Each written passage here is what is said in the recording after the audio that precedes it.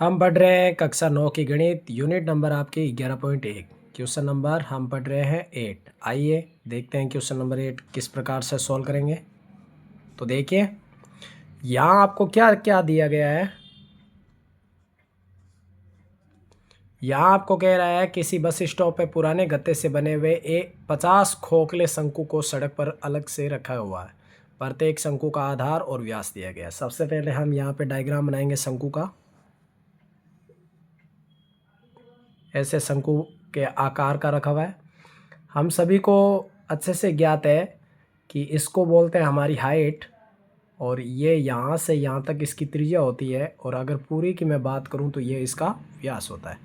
हमें प्रश्न के अंदर शंकु का व्यास दिया गया है। ये व्यास कितना दिया गया है? ये व्यास आपको दिया गया है 40 सेंटीमीटर में, और इसकी जो ये हाइट है, ऊंचाई है, वो कितना है? तो h बराबर आपको दिया गया है 1 मीटर, और ये सेंटीमीटर में है, और ये मात्रक आपको किस में दिया हुआ है? मीटर में दिया हुआ है। हमारे पास ये इसकी जो तिर्यक ऊंचाई होती है वो हमारे पास नहीं है, तो सबसे पहले हम तिर्यक ऊंचाई को ज्ञात करेंगे और उसके पश्चात हम इसे आगे सोल्व करेंगे। तो आइए जो हमें मान दिया गया सबसे पहले हम वो लिखते हैं। आप लिखोगे शंकु का व्यास कितना दिया गया आपको? 40 सेंटीमीटर में दिया गया। तो हमें पता है कि जब हम व्यास के अंदर 2 का हम क्या करते हैं? भाग देते हैं, तो हमारे पास क्या प्राप्त होती है? इसकी रेडियस अर्थात त्रिज्या ज्ञात हो जाती है। तो हम लिखेंगे यहाँ r बराबर 40/2, तो r बराबर हो गया 20 सेंटीमीटर। अब देखिए ये मान आपको सेंटीमीटर में दिया गया है, जबकि इसकी ऊंचाई आपको मीटर के अंदर दी गई है। तो सबसे पहले हम यहाँ पे इसको परिवर्तन करेंगे। हम लिखेंगे 1 मीटर में कितना सेंटीमीटर होता है? तो हम लिखते हैं 100 सेंटीमीटर होता है। 1 मीटर में 100 होता है। तो यहाँ पर हमारा जो 20 सेंटीमीटर है, इसमें हम किसका भाग देंगे? तो r 0 से 0 कैंसिल, अर्थात हम लिखेंगे 0.2। ये आपके पास में जो भी है वो रेडियस क्या प्राप्त हो गई? मीटर में, अर्थात हम लिख सकते हैं r बराबर 0.2 मीटर। ये हमारी क्या प्राप्त हो गई? इसकी रेडियस। और हम लिखेंगे इसके बाद में हमारी ऊंचाई आपको कितना दिया गया है? 1 मीटर के अंदर इसका वैल्यू दे रखी है। तो हम ज्ञात क्या करेंगे? L अर्थात तिर्यक ऊंचाई को L बोलते हैं। L जो कि क्या है? तिर्यक ऊंचाई हो तो L निकालने का फॉर्मूला क्या होता है? तो हम लिखेंगे L² बराबर R² प्लस H²।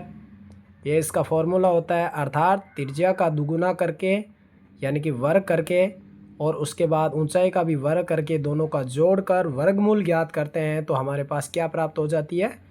तिर्यक ऊंचाई। तो देखिए R का मान आपको यहाँ दिया गया है 0.2 का वर्ग, और यहाँ H का मान आपको दिया गया है 1 का वर्ग।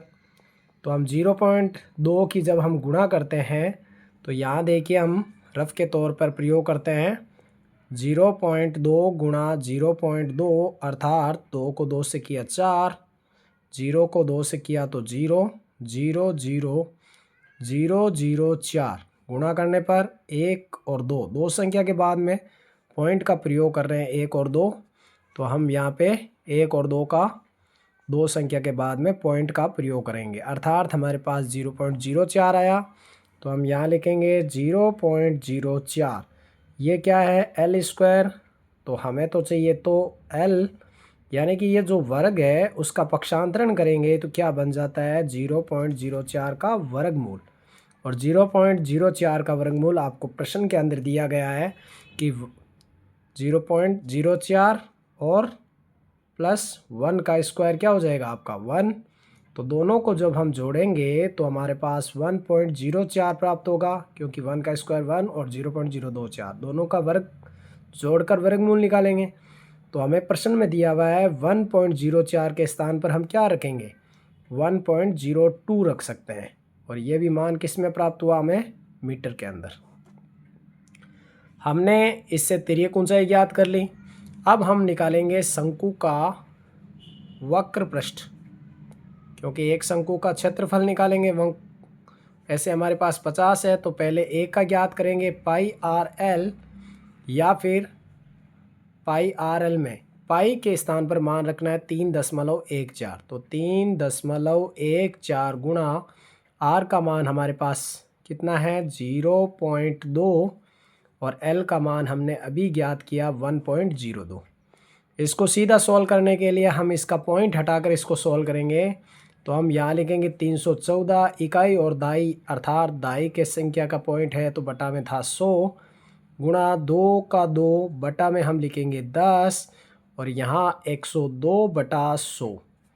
यहाँ हम अलग अलग संख्या की गुणा करके सबसे पहले एक वक्र पृष्ठ का क्षेत्रफल ज्ञात करेंगे, फिर आगे इसे सॉल्व करेंगे। तो आइए देखते हैं। सबसे पहले आप 314 की गुणा करेंगे 2 से, तो यहाँ प्राप्त हो गया 8, 2 और 6, 628। और 628 की फिर हम गुणा करेंगे 102 से, तो 8 को 2 से किया 6, हासिल पाई 1, 2, 2 दुए 4 और 1 5, 6 और 1 6 दुए 12। 0 से गुणा करेंगे तो 0 को किसी भी संख्या से गुणा करने पर हमें 0 प्राप्त होता है। फिर उसके बाद 1 को 8 से किया 8, 1 को 2 से गुणा किया 2 और 1 को 6 से किया 6। यहाँ हमारे आंसर प्राप्त हुए जोड़ने पर 6, 5, 8 और 2 10, 4 और 6। तो ये संख्या हमारा प्राप्त हो गया। तो आगे कुछ भी नहीं है, तो ये इसका जो भी होता है 0 के अनुसार चलता है।